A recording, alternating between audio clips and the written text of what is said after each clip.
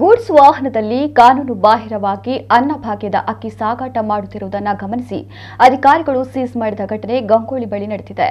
ಉಡುಪಿ ಜಿಲ್ಲೆಯ ಗಂಗೊಳ್ಳಿ ಸಮೀಪದ ನಾಯಕವಾಡಿ ಕಡೆಯಿಂದ ಮುಳ್ಳಿಕಟ್ಟೆ ಕಡೆಗೆ ಗಂಗೊಳ್ಳಿ ಮುಳ್ಳಿಕಟ್ಟೆ ರಸ್ತೆಯಲ್ಲಿ ಗೂಡ್ಸ್ ವಾಹನದಲ್ಲಿ ಕಾನೂನು ಬಾಹಿರವಾಗಿ ಅಕ್ಕಿ ಸಾಗಿಸುತ್ತಿರುವುದು ಆಹಾರ ನಿರೀಕ್ಷಕ ಸುರೇಶ್ ಎಚ್ಎಸ್ ಅವರ ಗಮನಕ್ಕೆ ಬಂದಿದೆ.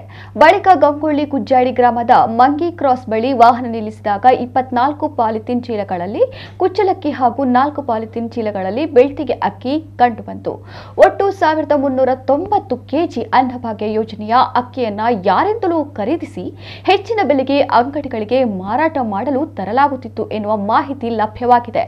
ಸದ್ಯ ಅಧಿಕಾರಿಗಳು ಅಕ್ಕಿ ವಶಪಡಿಸಿಕೊಂಡಿದ್ದು ಪೊಲೀಸರು ಪ್ರಕರಣ ದಾಖಲಿಸಿಕೊಂಡು ತನಿಖೆ ನಡೆಸುತ್ತಿದ್ದಾರೆ.